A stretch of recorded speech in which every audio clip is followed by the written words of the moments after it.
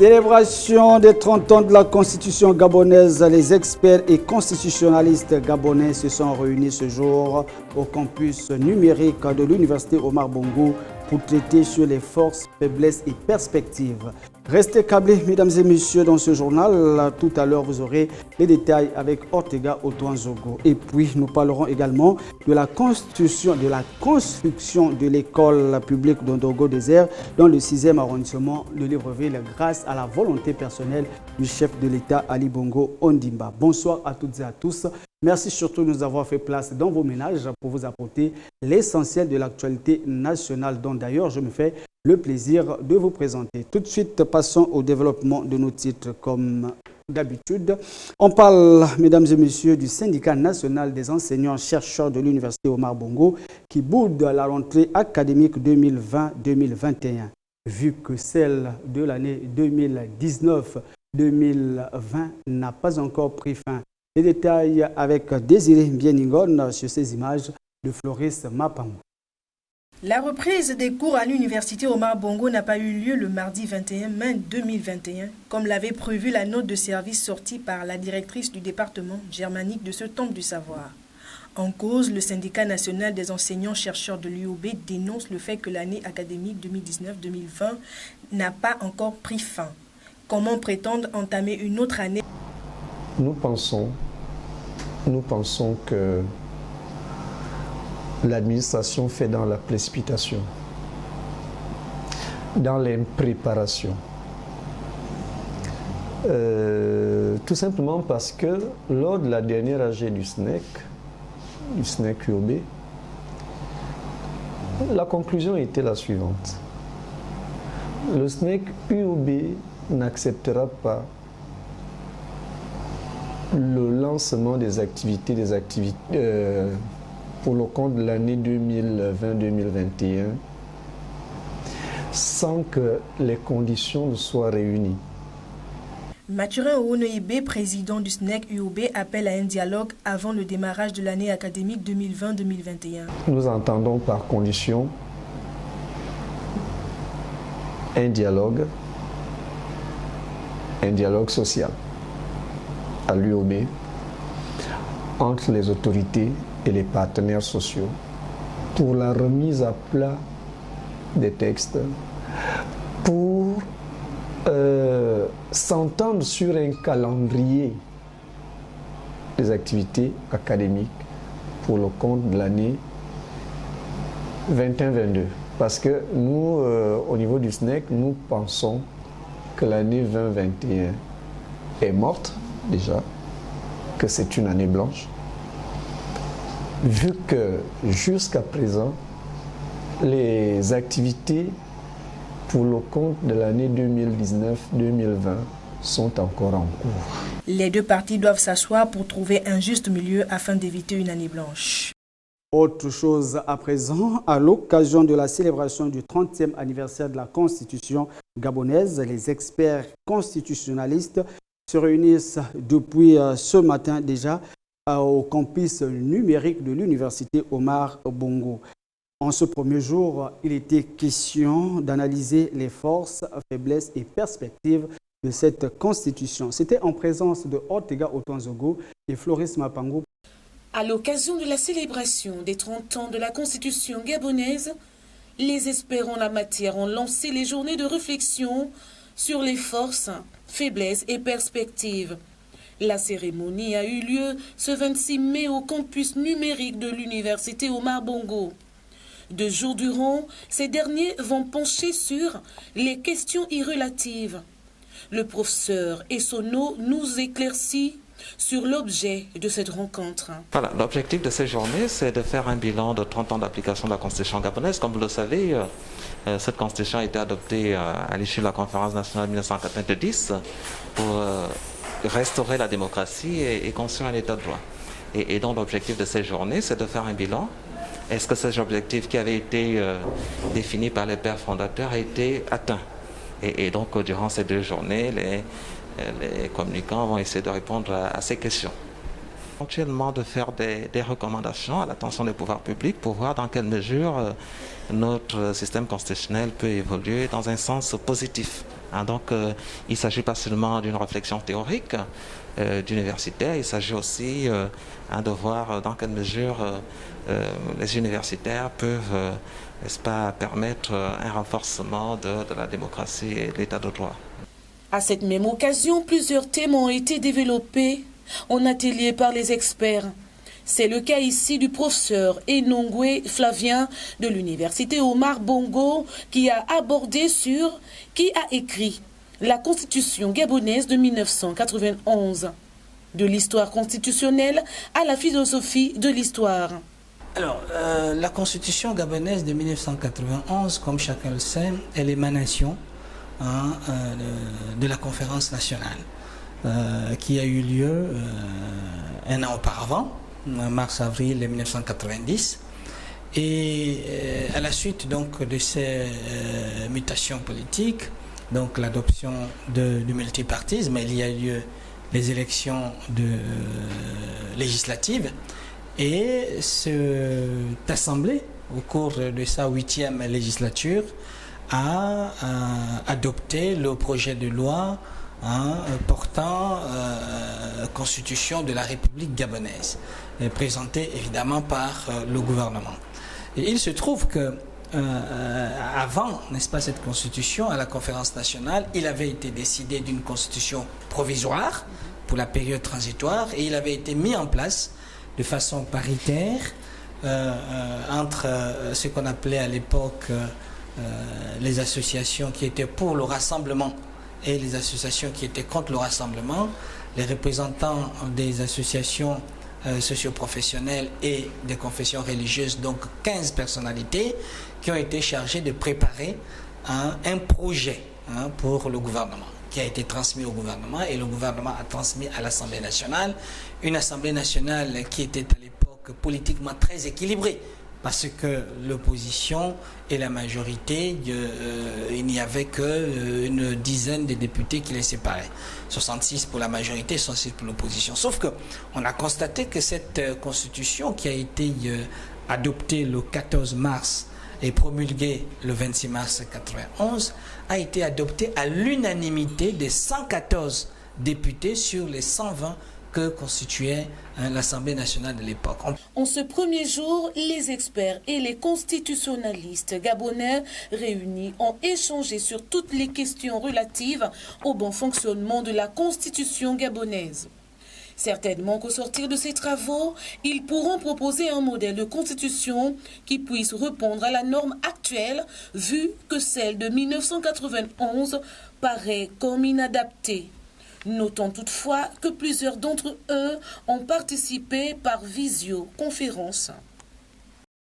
Écoutons à présent le professeur Flavien Enongwe au micro de Ortega Otanzogo sur ces images de Floris Mapango qui nous donne les détails sur l'événement. Regardez. C'est la pratique de la mise en place des commissions ad hoc paritaires pour discuter au fond des choses qui a amené à ce que dans ces enceintes, mais aussi des consultations à la fois officielles et officieuses entre les acteurs qui a permis d'arrondir les angles, de trouver des modus vivendi au point que et cette commission, sous-commission ad hoc paritaire, majorité-opposition, avait pu travailler sur les 4 points qui étaient considérés comme litigieux, à savoir la nature du régime. Est-ce que quel type de régime il fallait et en ce moment-là, les travaux ont abouti à adopter le régime semi-présidentiel en considérant que le régime présidentiel comporte beaucoup de problèmes pour l'Afrique. Le deuxième point, c'était les rapports entre l'exécutif et le législatif. Et le point qui bloquait, c'était le pouvoir de dissolution de l'Assemblée par le président de la République. Et ils ont trouvé un accord pour estimer que le président de l'Assemblée pouvait, le président de la République pouvait dissoudre au cours de son mandat 2 fois, mais que au bout de 2 fois, s'il y a un échec, il devait démissionner. Et donc, sur ce point, le gouvernement n'était pas d'accord, voulait revenir là-dessus. Une note de santé dans cette édition d'information avec la Société gabonaise de chirurgie pédiatrique qui, en partenariat avec la CNAMGES et l'hôpital Necker qui organise une caravane médico-chirurgicale depuis ce mercredi à la maternité Jeanne Ebory de Libreville.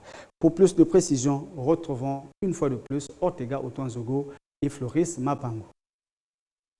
C'est à l'occasion de la caravane médico-chirurgicale à la Fondation Jeanne Ebory où plusieurs enfants vivant avec des pathologies viscérales et urologiques ont été conviés pour se faire traiter. L'objet de cette caravane a été défini par le docteur Orima Patrick. La caravane a pour but de prendre en charge un certain type de pathologie. Il s'agit de malformations congénitales chez l'enfant.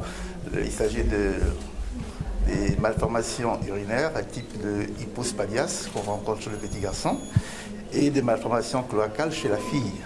Donc ce sont les malformations congénitales qui doivent être prises en charge nécessairement pour assurer un bon fonctionnement de l'appareil génital du garçon et également assurer une bonne fertilité et lors de la vie future de l'enfant, lors de sa vie adulte. Donc, et pour cela, nous avons fait appel à une participation extérieure, notamment de l'équipe chirurgicale de l'hôpital Necker, enfants malades. Ils sont arrivés ce matin. Lors de cette caravane, plusieurs recevront des traitements chirurgicaux, des maladies assez pénibles pour ces enfants. Alors, les pathologies, il y en a plusieurs, il y en a beaucoup. Mais comme on dit, toute chose a un début. Donc il s'agit d'une pathologie qui est particulièrement difficile à traiter, comme beaucoup d'autres pathologies, mais essentiellement celle-là. Ça ne veut pas dire que toutes les pathologies en rapport avec cette affection-là bénéficieront de la caravane, mais il s'agit de cas assez particuliers dont la technicité dépasse un tout petit peu les compétences, les possibilités thérapeutiques que nous avons ici. Et c'est la raison pour laquelle, pour ne pas avoir à faire venir un seul malade, on les a regroupés plutôt que de les faire partir, parce que c'est une pathologie dont la prise en charge est très très très chère, elle est élevée. Et donc, nous avons préféré, en accord avec la CNAMGES, faire venir une équipe chirurgicale, les faire travailler avec cette équipe dans le cadre du transfert de compétences. Comme ça, au moins, le but pour nous serait non plus, nous n'avons pas la prétention d'arrêter les évacuations sanitaires, mais au moins d'essayer de les résoudre, de diminuer dans leur nombre. Donc le but, c'est quoi? C'est le transfert de compétences qui nous permettrait, dans un avenir très proche, de pouvoir régler ces mêmes problèmes ici. Cette caravane se fait en collaboration avec la CNAMGES. La représentante de cette institution, Dr Ndong Youssouf, nous indique le rôle de la structure dans la caravane. La Caisse nationale d'assurance maladie et de garantie sociale et qui a pour mission essentielle de veiller à la prise en charge médicale de ses assurés. Et donc, dans le cadre de l'organisation de cette caravane, bien évidemment, la CNAMGES est partenaire. Et donc, elle a financé cette activité-là pour qu'elle soit menée à Libreville. Il faut vous dire que les pathologies qui vont être prises en charge sont des pathologies qui étaient sujettes aux évacuations sanitaires. Il faut savoir que nous évacuons, soit parce que le plateau technique ne permet pas de prendre en charge ces patients sur place, soit parce qu'il n'y a pas les compétences qu'il faut. Donc les médecins qui sont sur place n'ont peut-être pas la qualification qu'il faut. À ce moment, nous sommes obligés de les évacuer. Et c'est pour ça que ce genre d'initiatives, ces caravanes, qui visent à faire en sorte que les patients ne soient pas déplacés, mais que ce soit plutôt une équipe chirurgicale compétente qui vienne sur place pour pouvoir opérer, intervenir sur eux, sont vraiment des missions que la CNAMGES encourage. Cette caravane médico-chirurgicale prendra fin le 30 mai 2021. Restons toujours dans le même cadre, donc à l'hôpital Jeanne Ebory. Place à présent au docteur Yves Algrin qui nous explique pourquoi le choix porté à son équipe pour opérer ces opérations. Les détails une fois de plus avec Ortega Otonzogo sur ces images de Floris Mapango. Et mon équipe choisit ses patients parce que, comme ça vient d'être expliqué, il demande une expertise chirurgicale, mais il ne requiert pas, au-delà de l'intervention, des soins de réanimation polyvalente très lourdes. Et je pense que c'est ça qui est probablement pour le proche futur le facteur limitant de la prise en charge. C'est qu'on peut sûrement transmettre au docteur Natacha et à toute son équipe nos techniques, mais quand il s'agit d'une prise en charge pluridisciplinaire qui réclame des réanimateurs, des néonatologistes, des endocrinologues, des médecins spécialistes de différents domaines, c'est beaucoup plus difficile de faire venir tout ce monde pour prendre en charge un enfant.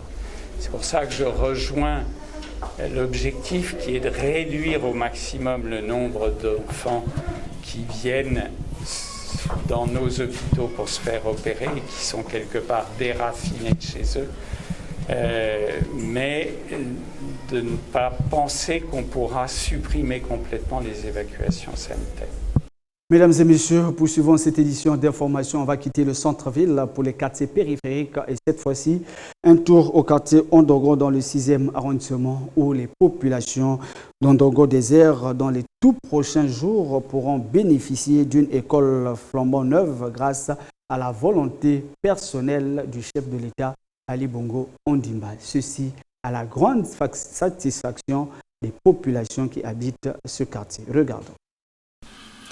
Les travaux de construction de l'école publique d'Ondongo Désert dans le 6e arrondissement de Libreville-Nzanyon vont bon train. Un chantier réalisé grâce à la volonté personnelle du chef de l'État Ali Bongo Ondimba et son équipe gouvernementale à la grande satisfaction des populations sous-intégrées de cette partie de la capitale qui autrefois manquaient une structure scolaire de cette taille dans leur quartier. Pour les enfants dont les parents pouvaient disposer des moyens, l'école privée était jusqu'à ce jour le seul cadre pour apprendre. Sinon, pour les moins nantis, il fallait s'armer de courage et d'abnégation pour affronter la distance. Les enfants apprennent dans des établissements privés ou bien, vu que les écoles publiques sont quand même très loin du quartier, donc les enfants se déplacent et ils vont. Mais c'est quand même assez loin. Non, il n'y a pas d'école publique. Non, sauf l'école qui est à Nouvelle Cité.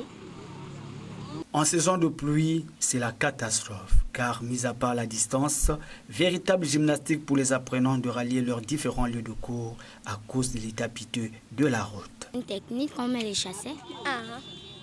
C'est elle qui a cette technique. C'est elle qui a cette technique. Moi, je porte juste les baskets. J'ai les baskets qui posent de moi la boue. Ça se nettoie vite quand ça prend la boue. Patauger, on a tous des bottes. Toujours une deuxième paire, une au pied et une dans le sac. C'est comme ça, les enfants en bottes, il n'y a que ça. Oui, souvent, quand tu n'as qu'une seule paire pour protéger celle-là, tu mets le sachet. L'école publique en construction, qui pourtant n'est pas encore terminée, fait déjà sourire les parents d'élèves de ce quartier qui remercient le chef de l'État, M. Ali Bongo Ondimba, d'avoir pensé à eux. Bon, il y a l'école en chantier au fond, mais c'est pas encore... c'est pas encore fini, oui, c'est pas encore opérationnel. Mais l'école ici sur place, non, nous n'avons pas. C'est GP, draguer dans les Nzanyon ou bien sortir dans les charbonnages. Je crois qu'on a une école en construction un peu plus bas. Donc c'est récemment aussi. Apparemment, ils ont pensé à nous durant ces quelques années. Donc c'est récemment qu'on est en train de construire l'établissement. Voilà. Mais sinon, il n'y avait pas d'abord. À l'allure où vont les choses, et vu la vitesse avec laquelle ces travaux sont en train d'être exécutés, les élèves et parents d'élèves d'Ondongo, d'ici la rentrée prochaine, diront au revoir aux écoles privées et les établissements publics éloignés. Souhaitons toutefois que ces travaux arrivent à leur terme. Ces populations remercient le chef de l'État d'avoir pensé à elles, ceci grâce aux travaux de modernisation que le gouvernement est en train de réaliser dans leur quartier. Écoutons ensemble sur ces images de Ariel Nzao.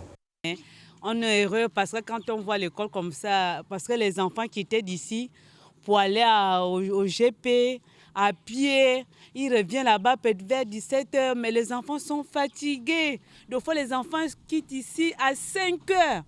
Les tout petits de 5 ans. Non, il y a Ali. On te suit. Là c'est bon ce que tu as fait là. avec la route que tu as amenée, que tu as dit que non, les gens de Ndor, vous êtes déjà trop fatigués. On a essayé que tu es en train de nous arranger la route. On est vraiment en joie de ça. Et puis Yali, ne t'arrête pas. Même là, on a besoin de l'eau parce que pour avoir l'eau, il faut aller vers Diba là-bas pour avoir l'eau. Et c'est pas bon, un enfant de 7 ans, 8 ans ne peut pas aller là-bas. Maman, je suis fatiguée d'aller puiser l'eau sous loin de là-bas. Non, Yali, continue toujours comme ça là, à nous faire du bien. On te supporte. Là, quand tu nous fais comme ça, on est très, très, très contente. La route, l'école, l'eau aussi on veut déjà parce qu'il n'y a pas l'eau. Il n'y a que les tuyaux qu'ils ont mis sous terre, il n'y a pas l'eau dedans. Donc donne-nous aussi l'eau et fais en sorte qu'on a aussi des dispensaires sans compter les poteaux électriques parce qu'ici, là, il y a le vol, il y a du vol, on nous vole ici. Il n'y a pas les lampadaires, il n'y a pas les fils de courant. C'est tout près de machin. Faites tout ça là. On n'a rien ici. Donc, il n'y a que ça qui nous manque. Comme tu as déjà fait l'école, la route aussi est là. Fais aussi les poteaux électriques et l'eau, sans penser l'infirmerie. Comme d'habitude, avant que de se séparer, micro-trottoir. Que pensez-vous, mesdames et messieurs, des femmes qui battent leur mari? Nous allons écouter le point de vue des uns et des autres. Les images sont de Ariel Zao. Regardons. Je dirais que les femmes qui tapent leur mari, ces femmes-là sont maudites. Parce que l'homme est le chef de la famille. Si tu tapes ton homme, c'est comme si tu péchais contre Dieu. Le mariage, c'est un contrat de 2 personnes. Si l'un des conjoints ne veut plus, le fait déjà même qu'il part, qu'il sort de la maison, ça signifie déjà qu'il ne veut plus de ce mariage. Donc, vous n'avez pas à lui porter main ou bien faire quoi que ce soit. La loi est là pour résoudre ce genre de problème. Ils doivent aller en prière et lire la parole de Dieu. Ils vont calmer. Habitué à ça, si c'est pas bon, tu lèves le hanche. C'est tout. Ça c'est forcé, l'amour est forcé. L'amour n'est pas forcé. Si tu vois que c'est que ma belle-fille, ce que je tape là, ça fait mal. Mais tu pars, c'est qu'elle est là parce que c'est bon. Qui est le mari, qui est la femme, on ne connaît plus. On ne connaît pas. Moi, je ne réponds pas aux questions comme ça parce que c'est dur. Parce que ça, quand tu trouves que c'est pas bon, tu pars. Si on te tape tous les jours, tu aimes la chicotte, tu restes. C'est ça. Maintenant, qui est le mari? C'est la femme qui tape le mari. Maintenant, il tape le mari ne réagit pas. Pourquoi? C'est lui qui est parti chercher la femme là, non? Mais s'il se soumet aux chicottes, c'est qu'il aime ça. Il n'est pas fort, madame. Il n'est pas fort en quoi? Psychologiquement ou... Non, il n'a pas les muscles pour taper la femme. C'est la femme qui est forte qui tape le mari. Pourquoi? Parce qu'il n'a pas donné l'argent, il ne donne pas la popote. Parce qu'il y a un problème. La nuit, il n'y a pas le sommeil. Il y a un problème. Mais il y a un problème. Quel problème qu'on peut encore vous dire en dehors du sommeil, en dehors de la nourriture? On va encore vous dire quoi? Si le mari voit que c'est pas bon, on lui tape, ça fait mal. Mais il dit qu'il y a beaucoup de femmes à Libreville, non? Il cherche celle qui se soumet à lui. C'est pas ça. Mais c'est ça. Donc c'est pas bon. Ce n'est pas normal. Une femme doit se soumettre à son homme. Elle a été créée à base de la côte de l'homme, donc elle n'est pas égale à l'homme. Quelle que soit sa force. Non, elle ne peut pas, elle ne doit pas taper. Je pense qu'une femme qui tape déjà sur un homme, c'est qu'elle a assez aguerri pour gérer ses enfants seule. Ça veut dire qu'une femme qui tape un homme va forcément se retrouver un jour seule et sans mari.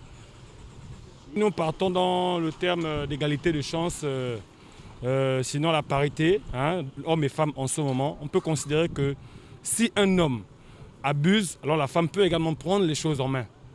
Parce qu'il y a des femmes aujourd'hui qui sont plus rémunérées que des hommes et qui parfois manipulent aussi des hommes. Hein? Voilà, elles piétinent également les hommes. C'est comme des hommes également qui piétinent des femmes. Donc à mon niveau, je pense qu'une femme qui porte main à un homme ne mérite pas d'avoir cet homme à côté de lui, à côté d'elle. Je ne peux pas frapper sur mon mari, c'est tout. J'ai une autre chicotte, je connais son point faible. Donc c'est là où je peux le frapper. Tu vas lui priver de l'escargot. De nos jours, c'est presque un sens contraire, où la femme devient presque le chef, le responsable même de tout, où le mari n'a même plus droit à un mot, C'est ce qui devient un peu compliqué dans la vie que nous menons en ce moment-là. Parce qu'en ce moment, on n'arrive plus à comprendre qui est le véritable responsable. Ouais, c'est tout ce que j'avais à dire. Normalement, une femme ne peut pas taper son mari, ça ne se fait pas. Mais, sauf si, à chaque fois qu'il rentre, bien pour ne rien, il tape sa femme. Et un jour, si elle voit que c'est trop, elle peut se défendre en le tapant, le baston bien comme ça, bastonner l'enfant. Et à partir de là, il comprendra, il ne va plus le refaire. Pour un homme qui comprend, quoi, il ne le fera plus. Vous êtes prête à le faire? Moi? Oui. Si un homme me frappe, si tout le temps il me frappe. Non mais sérieux, il y a un bon jour que je vais le bastonner ou je le dame quelque chose que je ne sais pas, pour me défendre. Sinon il finira par me faire du mal. Comme ça, vous tapez le mari après... Je le frappe, bien frappé. Si je n'ai pas la foi, je prends quelque chose dans la maison, je le dame ça. Est-ce que c'est normal? Moi je trouve que c'est normal, c'est pour me défendre. Et s'il me fait du mal, c'est normal, c'est qu'il me fera. Non, je me défends. Nous sommes arrivés à la fin de cette édition d'information. Le plaisir a été pour nous de vous avoir servi. Mais avant que de se dire au revoir, comme d'habitude, le rappel des titres. Célébration des 30 ans de la Constitution gabonaise. Les experts et constitutionnalistes gabonais se sont réunis ce jour au campus numérique de l'Université Omar Bongo pour traiter sur les forces, faiblesses et perspectives. Vous avez été nombreux à regarder cet élément, mais nous avons aussi parlé dans cette édition d'information de la construction de l'école publique d'Ondogo Désert dans le 6e arrondissement de Libreville. Le plaisir a été pour nous de vous avoir servi. Je n'étais pas seul, j'étais accompagné de toute l'équipe de la radio-télévision Hermon. Demain, à la même heure, nous serons ensemble. D'ici là, portez-vous bien. Bonne suite de programmes sur les antennes de la radio-télévision Hermon. Ciao, bye bye.